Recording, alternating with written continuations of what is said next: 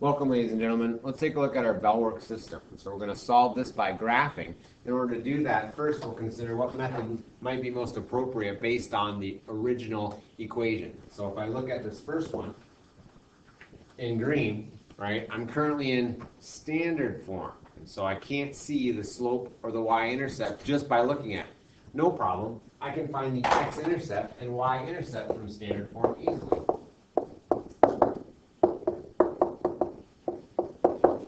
If I simply plug in 0 for x and solve for y, I'll get the y-intercept.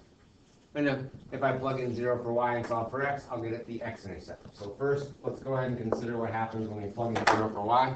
That term disappears, and I'm left with 3x equals 11. I can solve for the x-intercept by dividing both sides by 3. I get an x-intercept of 11 thirds. And so 11 thirds is my x-coordinate of the x-intercept. The y-coordinate, of course, is 0. That's how we found the x-intercept. Now we'll go ahead and do the reverse. That is, we'll plug in 0 for x and solve for y. When I plug in 0 for x, that entire term disappears. And then we're left solving for y equals 11. And so 4y equals 11 means that y equals 11 fourths. So my y-intercept is 0, comma 11 fourths. We're thinking, how in the world is that going to help me solve the system? Those numbers look nasty. Well, that's okay. Those are just the x and y intercepts. We're going to plot those and connect them to get my first line, and then we'll see where the other lines intersect. So here we go. 11 thirds would be 1, 2, 3, and 2 thirds. And 0, comma 11 fourths would be 1, 2, and 3 fourths. Right about there. And I think I'm going line tool today. So we're going to go to the line tool to be a little bit more exact. And that's pretty good. And wouldn't it be even sweeter? Yeah. Yeah. How's that? All right, so we've got our first line. Now we'll go ahead and do the second line. Our second line is already in slope-intercept form, right? Our second line is in slope-intercept. Oh, we wanted this to be in. We want this to be green. Good heavens! How am I going to export that as a PDF if it's not color-coded? So annoying. I'm sorry, guys. Let's do that. That's my horn, no? Okay. So the second one we'll go ahead and do in red. Everybody be ready because I'm going to call on you. What's the y-intercept of this second equation in red? What's the y-intercept of that? Taylor? 4. 4. And so we can plot that y-intercept right away. Thank you. 0, comma 4. Is there 1, 2, 3, 4? And now we'll count on my slope as a fraction rise over run to get additional points. What's the slope of the red line? Toria? Negative 2 over 1. Thank you. So from that, I'll count down 1, 2 over 1. Down 1, 2 over 1. Down 1, 2 over 1. I can even go backwards. Up to, backward. Up to, back 1. And if I go ahead and connect those in a nice straight line, I hope. Pretty good, pretty good, pretty good, good, good. Uh-oh. And red, and why not? Hey, go ahead and share your potential solution point, right? Your potential solution point based on the appearance of the graph. What are we thinking we want to check? Zoe? Where the lines intersect. So what point does that look to be? What coordinate pair? 1, comma 2. Raise your hand if you have 1, comma 2 as a potential solution point. Keep your hand up if you know how to check. How can we check and see if that's right? Thanks, hands down. Ivan? Just plug in 1 and 2 for the equation. Absolutely. So we can plug in 1 and 2 in for x and y in my original equations and see if they satisfy each of them. So let's try the first one. We're going to check 1, comma 2. All right, so here we go. 1 in for x. 3 times 1 is 3, plus 4 times 2 is 8. Does 3 plus 8 equal question mark 11? Yes. And does 2 equal 4 minus 2 times 1? Yes, 2 equals 4 minus 2 times 1. So it looks like 1 comma 2 satisfies each of my originals. Therefore, it is the solution to the system. Awesome. Okay, let's go ahead and now do it using a different method. Let's go ahead and solve using substitution, right? That would be a nice review for substitution. So if I could just grab that, it'd be a lot easier. So can we copy that? And maybe even right click. Oh gosh, that's pretty smooth. All right, so in the substitution method, we have to have one of the equations solved for one of the variables before we can perform our substitution. It could be x, it could be y. It looks like this one's already ready to go. If I take the second equation, which is already solved for y, and substitute the expression 4 minus 2x into the other equation, everywhere I see a y, then I'll have a single variable, single equation. Let's do that. So I'm going to rewrite the first one. 3x plus 4y equals 11. Except everywhere I see a y, I'm not going to put a y. What are we going to put? Kylie? 4 minus 2x. 4 minus 2x. That's what y equals. And now I've got a single equation, single variable I can solve. Watch your signs. And I distribute. I get 3x plus 16 minus 8x equals 11. Same side, same operation. Negative 5x plus 16 equals 11. Opposite side, opposite operation. Negative 5x equals negative 5. And divide to finish. X equals positive 1, it looks like. Is x equals 1 the solution to the system? Heavens no, it's just half of the solution. I need to go back to the asterisk equation that shows me where I can get the y coordinate. Once I have the x coordinate, it looks like y equals 4 minus, oh goodness gracious, that's just not going to do. 4 minus 2 times the x coordinate. We just found the x coordinate to be 1. So it looks like y equals 4 minus 2 is 2. And finally, we'll write our answer as a point x comma y. Surprise, surprise. 1 comma 2.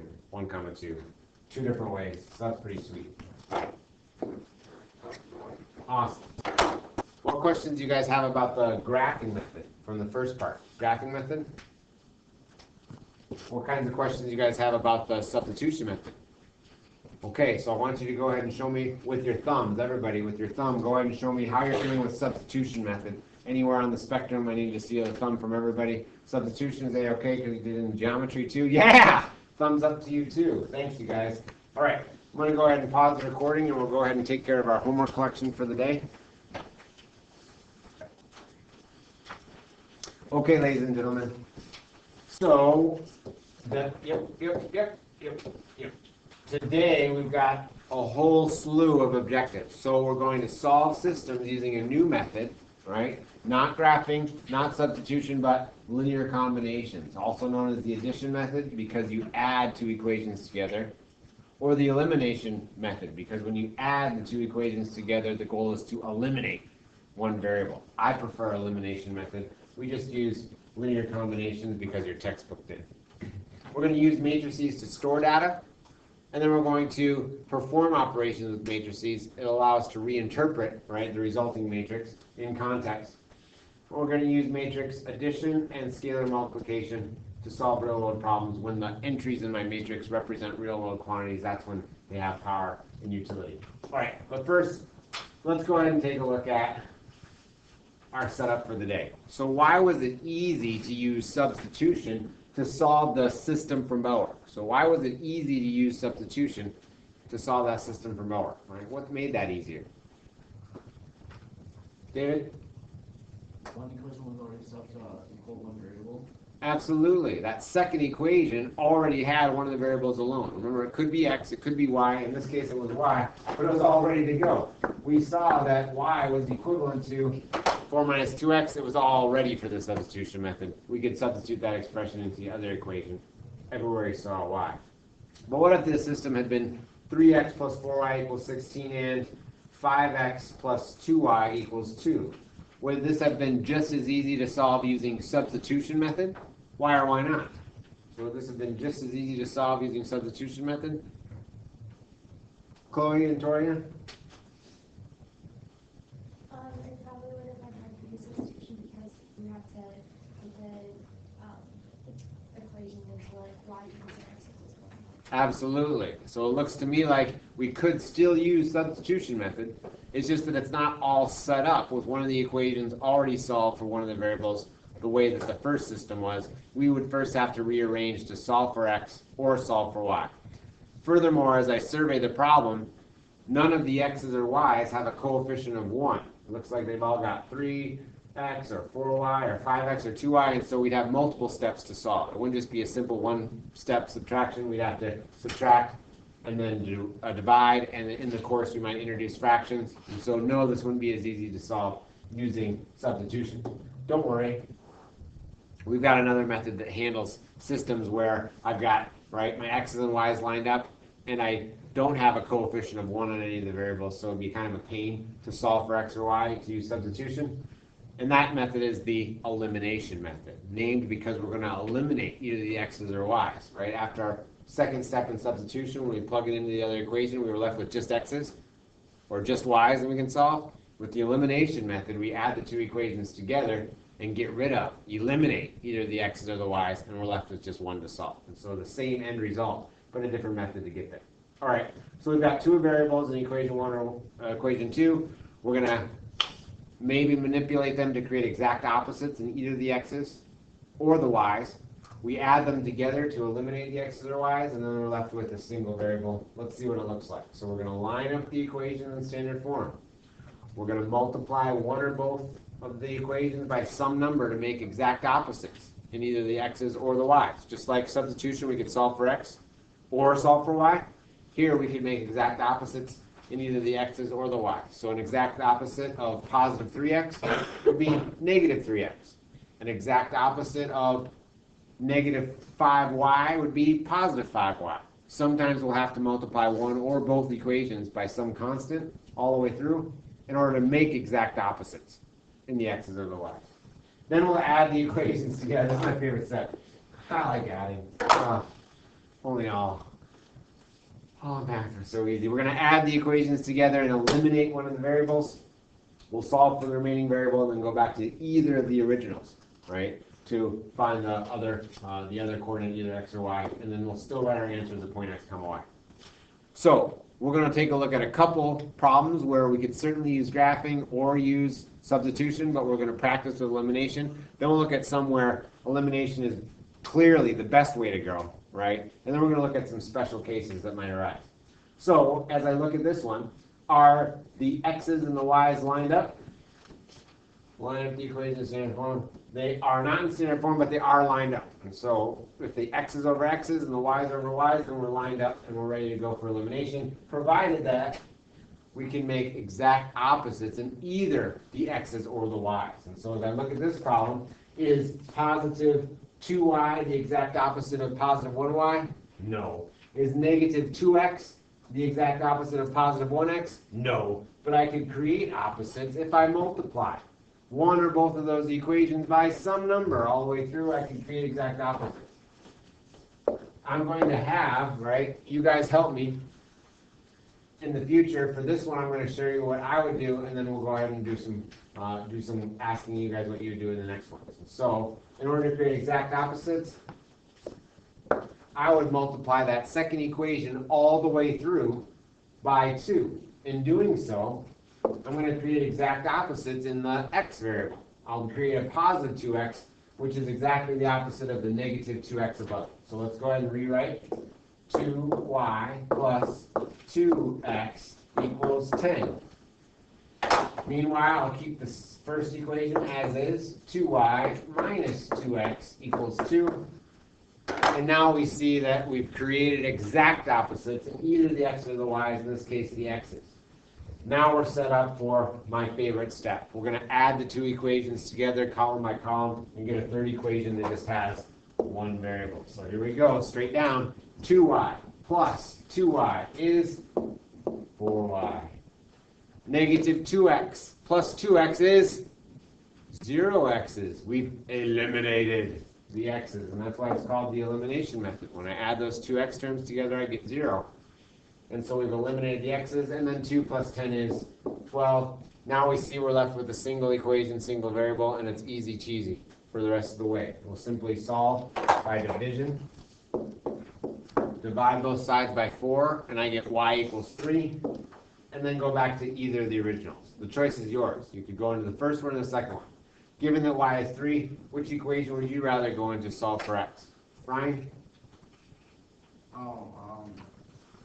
Now that we have one of the coordinates, would you rather use the first or second to get x? The second.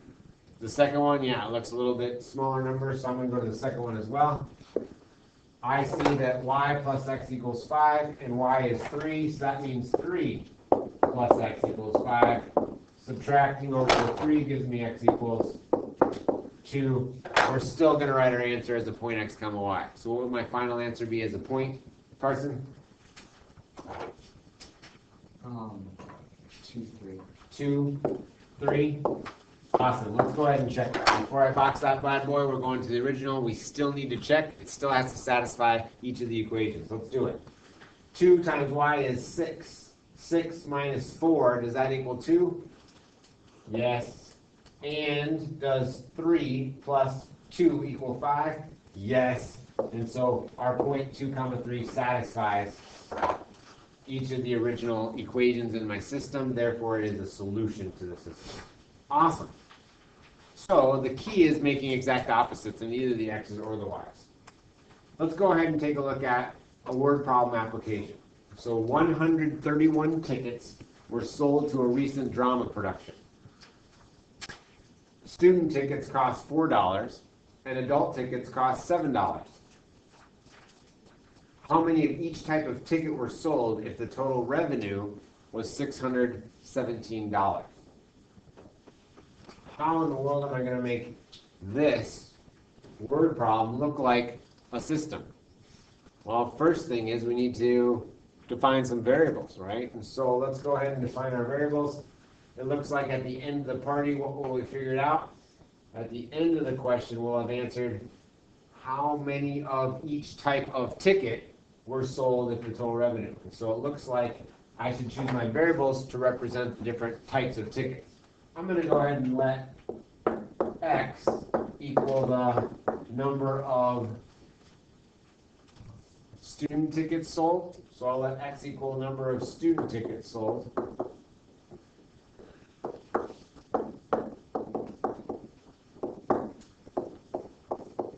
And I'm going to let y equal the number of adult tickets sold.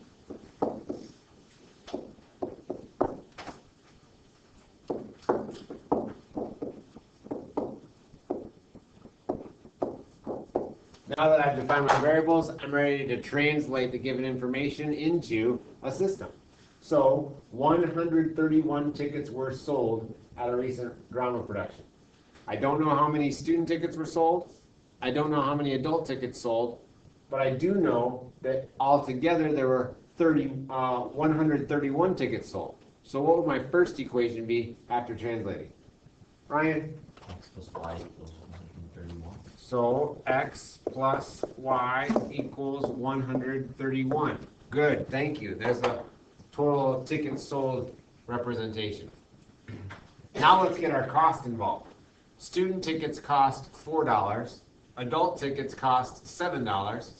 How many of each type of ticket were sold if the total revenue is $617? Raise your hand if you think you can translate that second sentence into an equation. I want to get costs involved. Thanks, hands down. Sammy? 4x plus 7y equals 617. 4x plus 7y equals 617. Awesome. Thank you. Raise your hand if you're going to have the same thing. You're going to have the same thing? Good. That gets our contribution, right? Our weighted equation. In other words, we get $4 for every student ticket sold. When combined with $7 for every adult ticket sold, the total revenue that we bring in is $617. This is a great application of standard form. You recognize that? We use standard form to model linear combinations, and now it's coming full circle because we're going to use the linear combination method in order to solve this. All right, so right now, are the x's exact opposites? No. Are the y's exact opposites? No, but we could certainly get, right? We could make exact opposites if we multiply one or both of those equations by some constant all the way through. Go ahead and tell your partner which equation you'd like to multiply by what number to create exact opposites in either the x's or the y's, and be ready to share. So go ahead and tell your partner what you're going to do.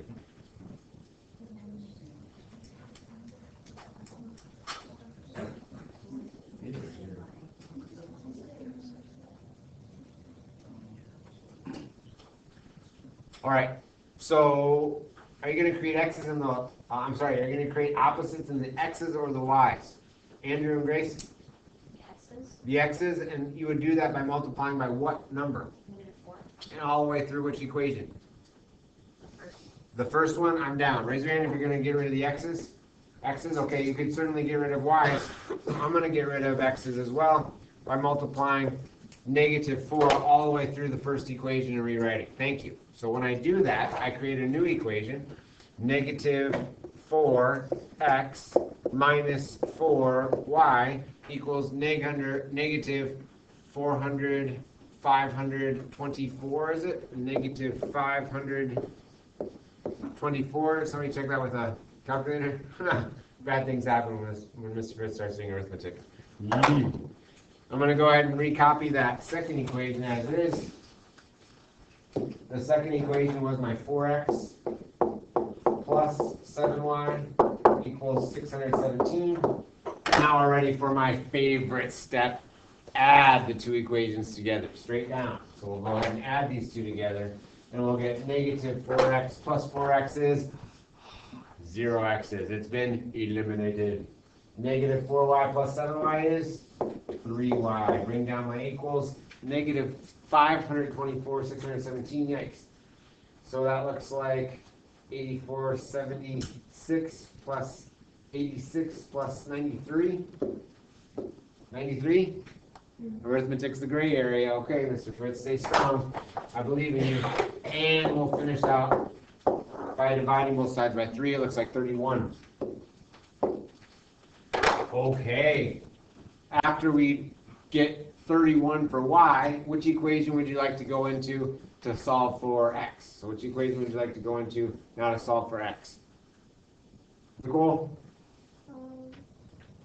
I did 4x plus 7y.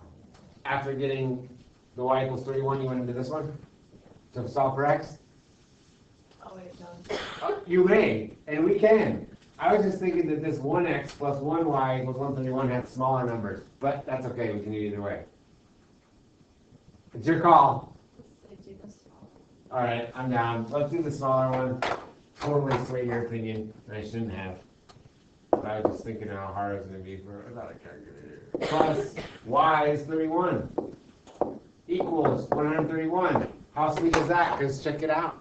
Subtract over the 31 and I get x equals 100.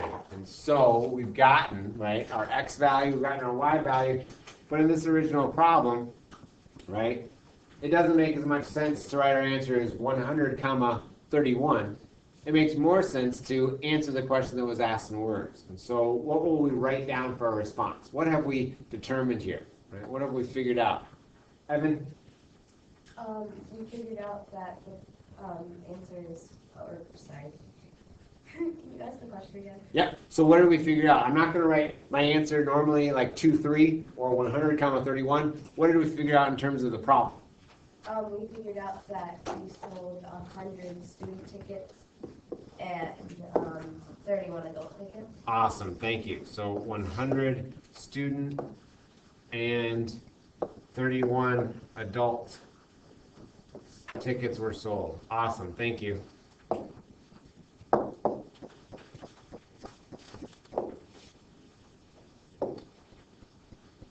Gosh darn it.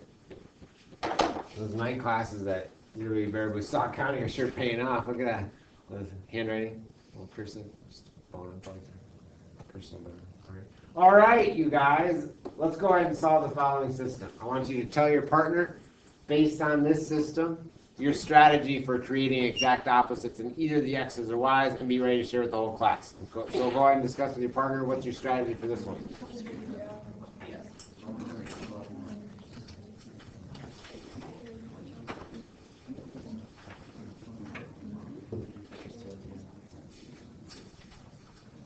All right, so which equation or equations are you going to multiply it? Go ahead and send the green light.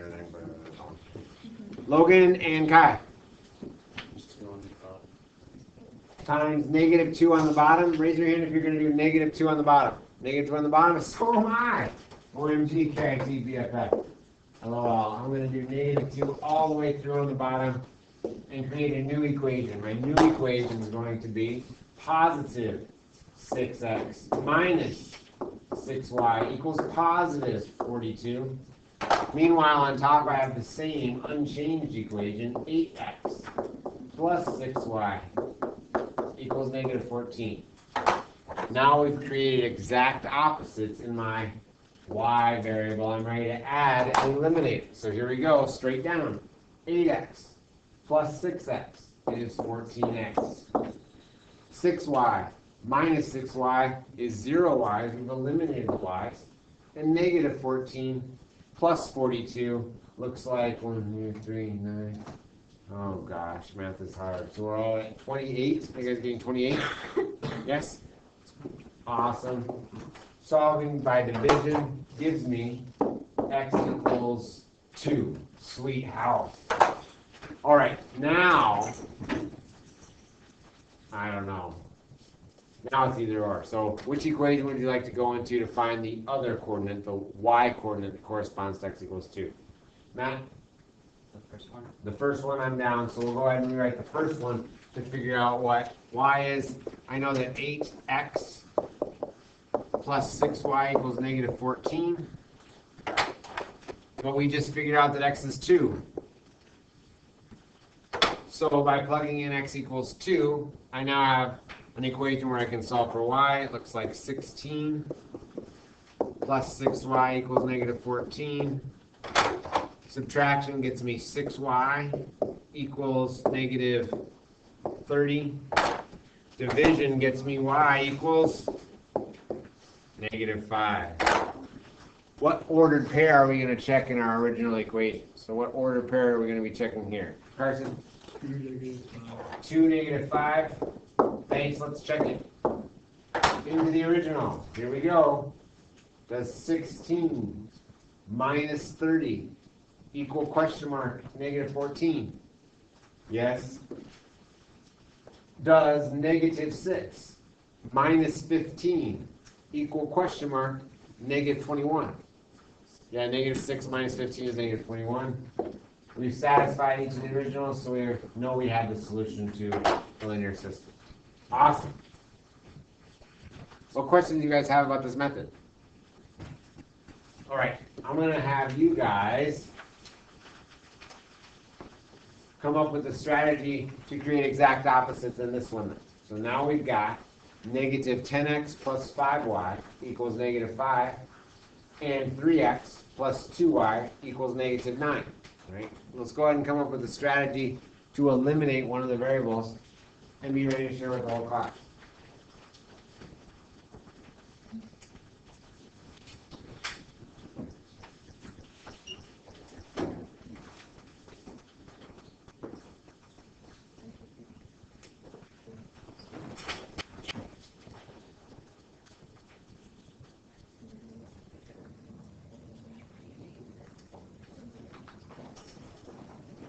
Okay, so how are you going to make opposites in one of the variables this time, right, given these coefficients? So what's your strategy going to be, Sammy? I multiplied the first equation by 2 and the second one by negative 5. 2 and by negative 5. Thank you, Sammy. If we've all followed Sammy's strategy, that is the first equation all the way through by 2, and multiply the second equation all the way through by negative 5, which variable what would we be eliminating? So which variable would we be making exact opposites in here? Dylan? the y's, right? The y's would be making exact opposites. Thank you, Sammy. Let's go ahead and do that now. So we'll go ahead and multiply all the way through. The first equation becomes negative 20x plus 10y equals negative 10. The second equation becomes negative 15x minus 10y equals positive 45. Take a minute and make sure I didn't mess up the signs. So we get the signs correct there. Are we good? Now we've created exact opposites in the y's. We're ready for my favorite step. I guess that's right. Add the two equations together straight down. So negative 20x minus 15x, negative 35x. The fruits of our labor. Positive 10y minus 10y, the y's are eliminated. Bring down my equals. Negative 10 plus 45 is positive 35. Oh, that's pretty sweet, I guess you could say. Dividing both sides by negative 35 gets x alone. And I get, believe it or not, after all those coefficients, I get x equals negative 1. Which equation do you want to go to find the corresponding y coordinate? Matt? Second one, I'm down. Looks like smaller numbers. So we'll go into that second one and rewrite 3x plus 2y equals negative 9. We found x is negative 1. So 3 times negative 1 is negative 3 plus 2y equals negative 9. Adding 3 to both sides gets me 2y equals negative 6. So y equals negative 3, and we'll check it. So negative 1 comma negative 3 into the original. Does 10 minus 15 equal question mark negative 5? Yeah. Does negative 3 minus 6 equal negative 9? Yeah. I'm feeling pretty good about our work. Nice job. So we can certainly eliminate more than one variable, right? I'm sorry, multiply more than one equation by different numbers so that we have those exact opposites in either the x's or the y's, a necessary precondition for the elimination. So that's pretty sweet. You guys are doing great. So we're going to skip right over that. And we're going to see what happens when we solve this one. So we skipped right over it. Over what? Nothing? Don't worry about it. Let's go ahead and take a look at 2x minus 3y equals 13 and 4x minus 6y equals 20. Are the x's exact opposites right now? No. Are the y's exact opposites right now? No.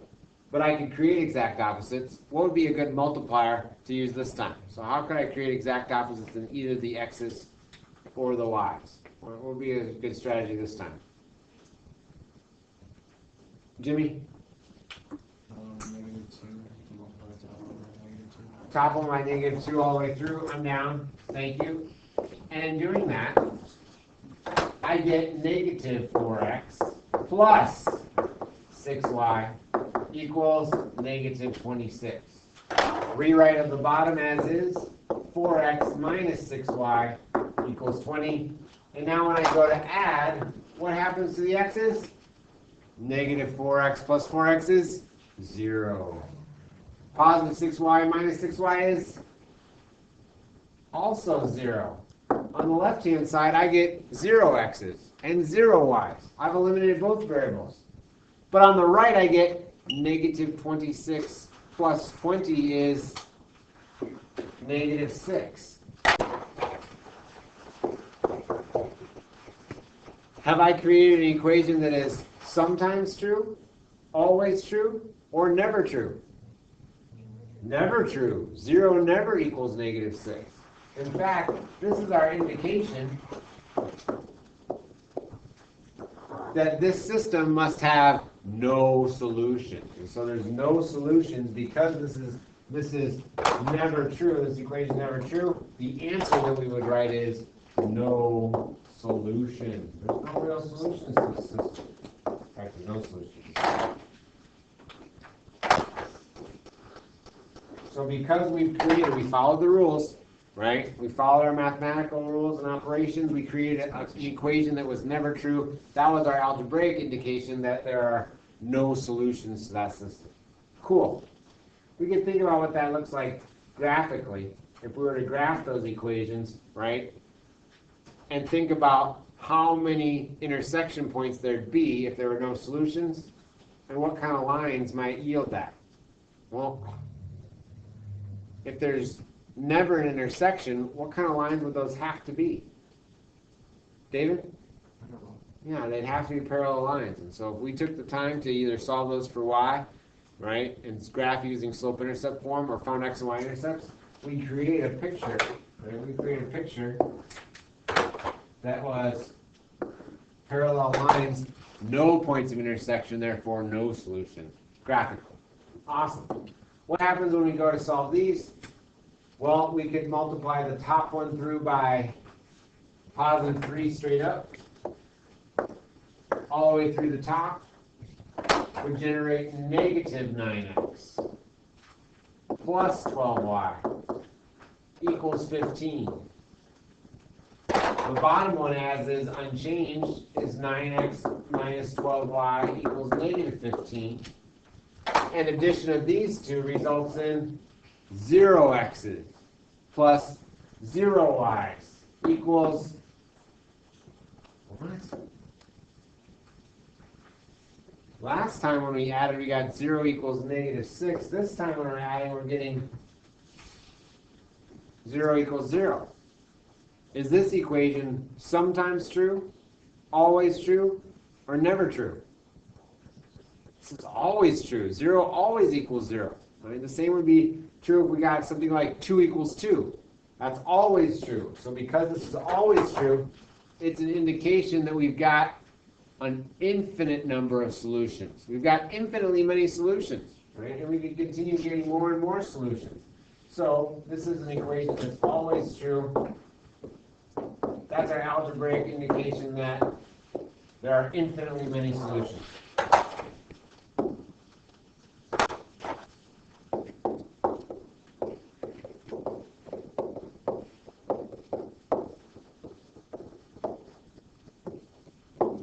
Infinitely many solutions is our answer. If graphically the solutions to a system are the points of intersection, what kind of lines might we have so that we had an infinite number of solutions? Well, how would I make it so that there are infinitely many solutions? Well, how many points would they have to share? They'd have to share every single point. And so overlapping lines, right? Overlapping lines graphically represent infinitely many solutions. So we have overlapping lines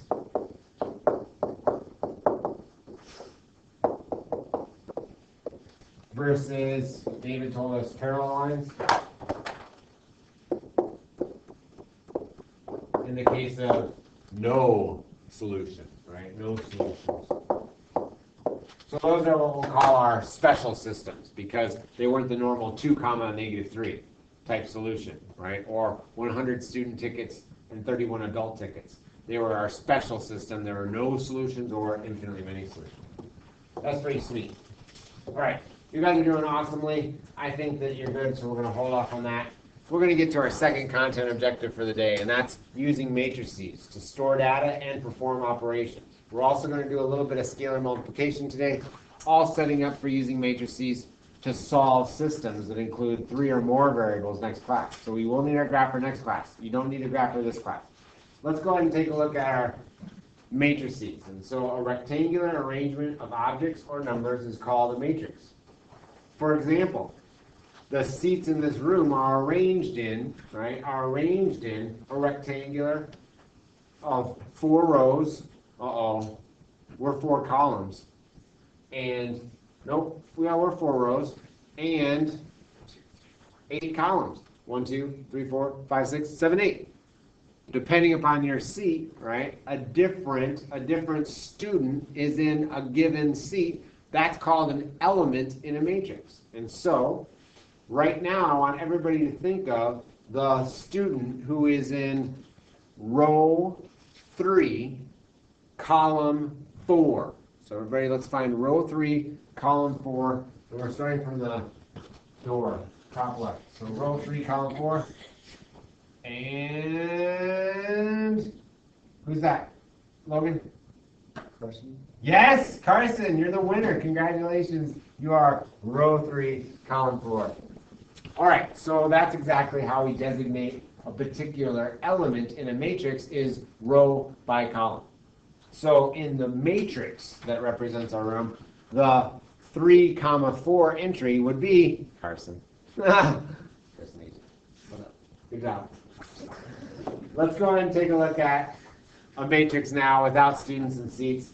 A rectangular arrangement of objects or numbers is called a matrix. The 2, 3 entry is 55 because it's the row 2, column 3 entry, just like we have an element in a matrix, we have a student in a seat, we have row, column for our designated element. Cool. Oh, I want to say something else. This is also a 3 by 3 matrix. We always say rows first. This is a 2 by 3 matrix, right? Row by column, 2 by 3. When we name them, we always say the number of rows first, followed by the number of columns. So this is what we call a 2 by 3 matrix. The first number is always the number of rows. The second number is always the number of columns.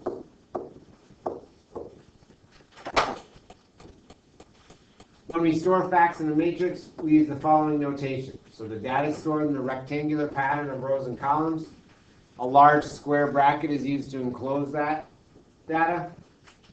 When we talk about the dimension, we name number of rows, followed by number of columns.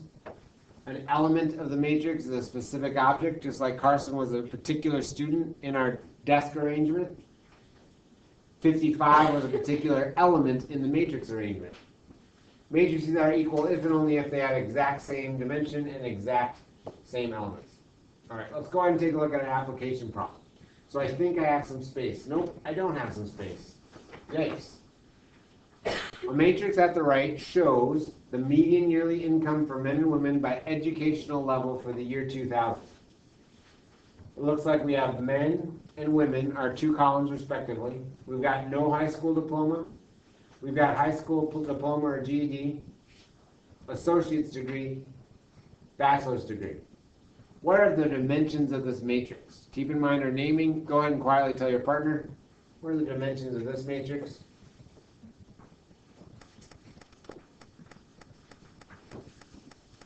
So what are the dimensions of this matrix be? Ryan and Evan? 2, 4. Almost. Oh, 14. So we want to go by rows, number of rows by number of columns. So let's take a look. We've got 1, 2, 3, 4 rows run horizontally by 1, 2 columns run vertically. Good. So 4 by 2. So our dimensions are 4 by 2. Thank you. What entry is in the row 1, column 2 position? So row 1, column 2. Everybody find it? Ivan? 17,209. Absolutely. $17,209. Money, honey. What does 30,178 represent in this matrix? So what does that 30,178 represent in this matrix? What is that referring to? Kaylin? The income for women who have an associate's.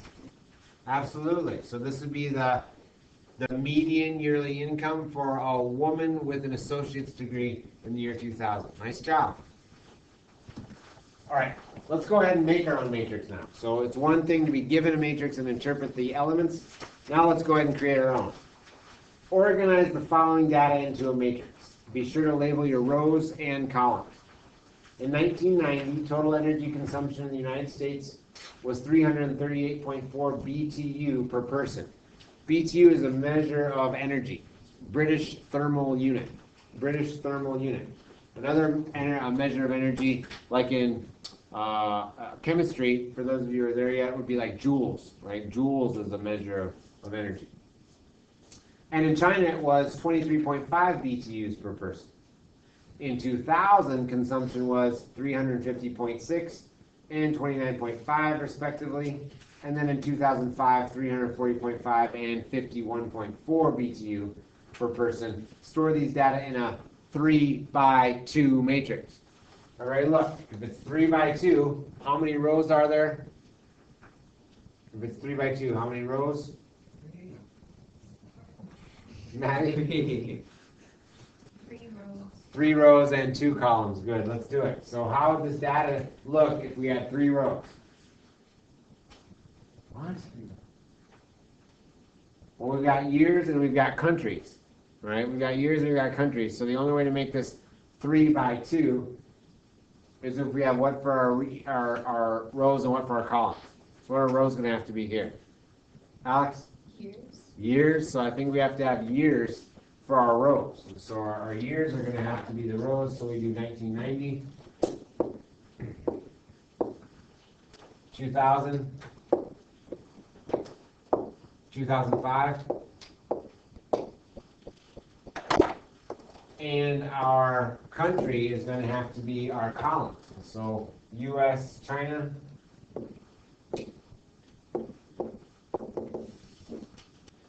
and now we can go ahead and enter our elements. It looks like 1990, 338.4. Uh-oh, that's not good. And 23.5, 350.6, 29.5, and lastly 340.5, and 51.4. Awesome. Oftentimes we'll see this data, the elements enclosed, right, in square brackets. And so a lot of times we'll see this data enclosed and in square brackets.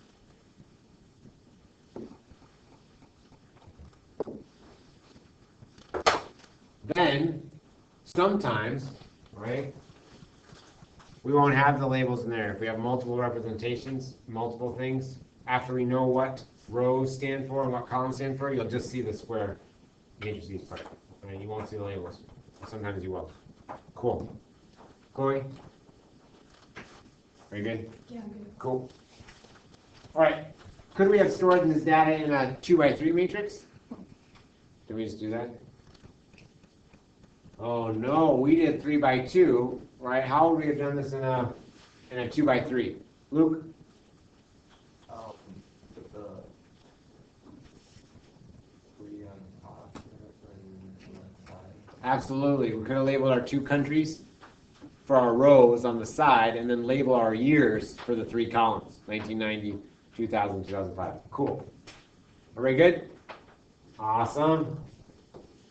Doesn't matter which dimensions we choose. No, so long as once we pick it, we stick to it, right? So that when we peel away those labels, each element still has meaning in the context of the problem. All right. Now we're all ready to our last section for the day. We're going to perform some operations with matrices and interpret the results. So we're going to add matrices, we're going to subtract matrices, and we're going to multiply a matrix by some scalar or constant. These operations follow patterns that you would expect, and so that's the good news, and it'll make it easier to compute. So we must have matrices of the same dimension in order to add or subtract matrices together. In other words, if we had our USA, China, and our years, right, in a 3x2 matrix as we originally wrote, we can only add that 3x2 matrix with other 3x2 matrices, right? It wouldn't make sense to add the 3x2 matrix to a 4x7 matrix because we wouldn't have a corresponding element for each entry. And so they have to be exact same shape and size in order to add or subtract matrices. And then when we do have that all you do is combine the corresponding elements through addition or subtraction. Here's a good example. So companies A and B merge. The total number of employees at each company before the merger is given in matrices A and B. We're going to go ahead and find matrix C, which is defined to be A plus B. It's just A is an entire matrix, and B is an entire matrix. Can we generate the resulting matrix C? Absolutely. We simply find the corresponding elements, row and column, and combine the result, in this case, through addition because it was A plus B. That means that the 12 full-time management positions from matrix A will be combined with the, bless you, 28 full-time management positions from company B to create my C element 1, 1, that's row 1, column 1. It looks like I get 40. That easy. It means my full-time administrative positions from A and B will be combined to get a resulting matrix C. Full-time administrative would be 48. Go ahead and complete the rest and be ready to share with the whole class. So I'm going to call on you. Go ahead and finish it out.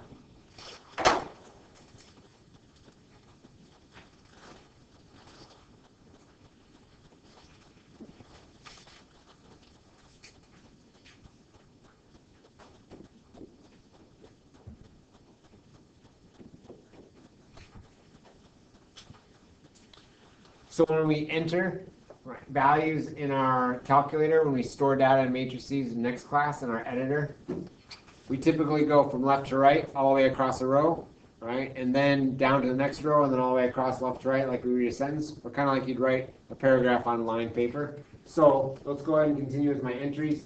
Go ahead and complete our matrix now. So what do we have for the remaining entries here, right? Chloe? I got 132. Good, keep going. 4. Raise your hand if you have the same entries as Chloe. You have the same entries? Great. Let's go ahead and, hey, interpret what C represents. So what does C represent?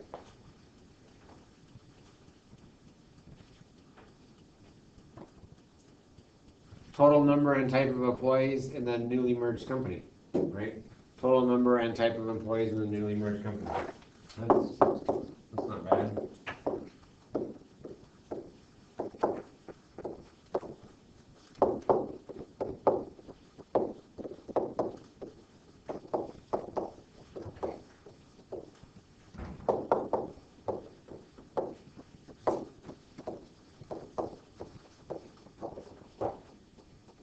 Pretty sweet. Awesome. All right. Scalar multiplication is when I take some constant, some number, and I multiply it, right, into my matrix. The good news is that this is similar to the distributive property, right, where I'm going to take an outside factor and I'm going to distribute it through parentheses in a typical algebraic expression. In this case, I'm going to multiply by each element in my matrix. And so does the 3 just multiply the 7? No, the entire matrix is multiplied by 3, so every element grows by a factor of 3. It's just as you expect. My new matrix would be same dimensions, 2 by 3, yet my entries, right, would be 3 times as large. And so I'd have 21, 24. Go ahead and finish it out and share with the class when I call on you.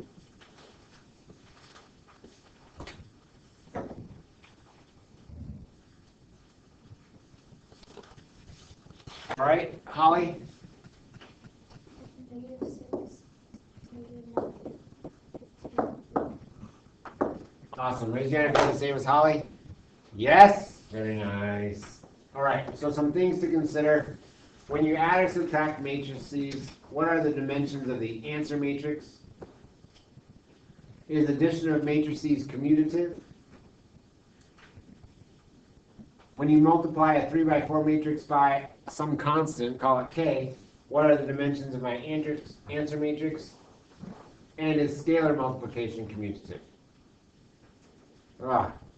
So let's go ahead and tackle these one at a time. First up, when we add or subtract matrices, what are the dimensions of the answer matrix? Well, we just did that with company A and company B, 2 by 3 added to a 2 by 3 resulted in a 2 by 3. And so, I think we've got that one taken care of. What are the dimensions of the answer matrix? The same as the originals, right? Same as the originals.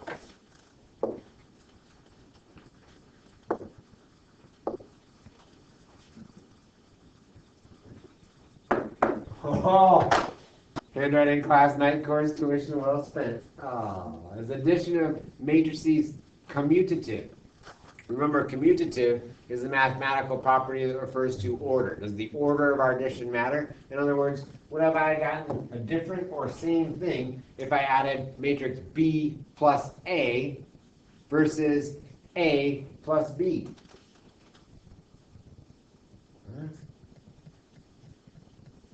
Would I have gotten a different result if I did B plus A? Zoe? No, 28 plus 12 still is the same 40. Just like 12 plus 28 is 40. And so, yes, I got to go with yes. I'm going to throw some all caps in there just for excitement. When you multiply a 3 by 4 matrix by some scalar, that is just a constant like 3 or 7 or -4, what are the dimensions of your answer matrix? I took my 2 by 3 and multiplied it by 3. The resulting matrix was still 2 by 3. So these are the same two? Can we do that? Oh, so we'd say 3 by 4, right? Because it gave us. So my answer matrix will be the same.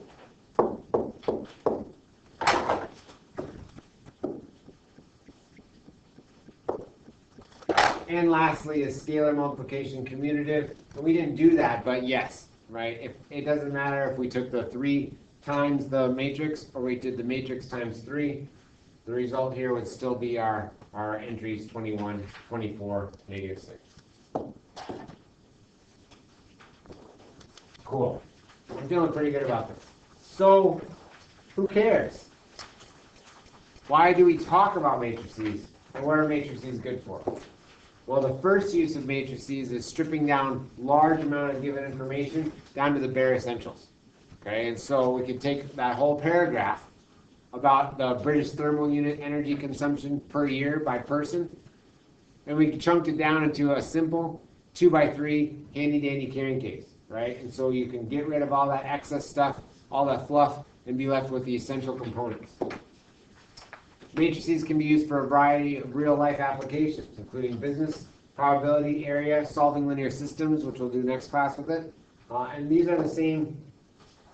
Computers actually use matrices because it strips down all that data to the bare essentials and now can perform operations and computation with them. So computers use matrices to solve any linear system, no matter how many variables, by using what we call systematic row operations. And you'll learn about that if you ever take linear algebra in college.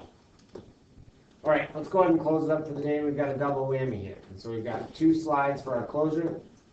I'm going to go ahead and pause the recording, and I'd ask that each of you has a written response, and then I'll resume the recording, and we'll go ahead and share those with the entire class, okay? Thank you.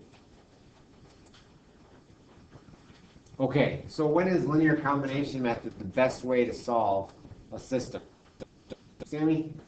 When both equations are in standard form. Yeah, if we're lined up in standard form, x's over x's, and y's over y's, then linear combinations might be the best method. Good. What might be another reason? Kylie? Yeah. So if you'd have to solve first for a variable before being able to substitute, that would be another reason.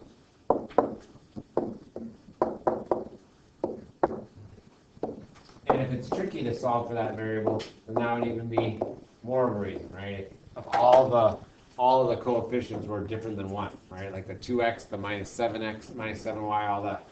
Great. When solving a system, what does it mean if you generate an equation like 2 equals -6? Luke? There are no solutions. No solutions. Yeah, raise your hand if you had no solutions for that equation that's never true. Good job. So that would be an indication that there's no solutions to the system. Thank you. What if you got an equation like 0 equals 0? Right? What would that indicate? Zoe? Or solution. Good, infinitely many solutions. Thank you.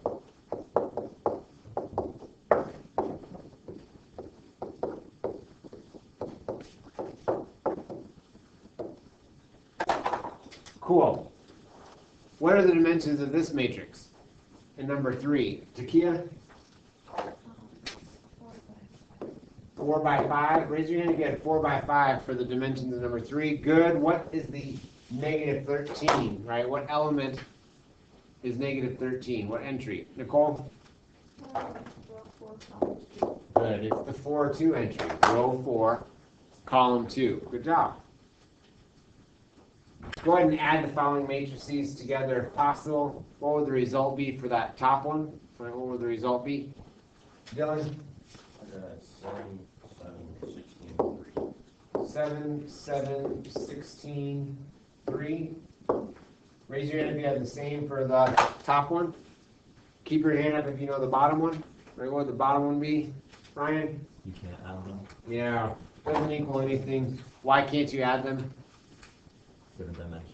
Yeah, different dimensions, we can't add them. So I'm going to say can't add because they're different dimensions. Nice job, you guys.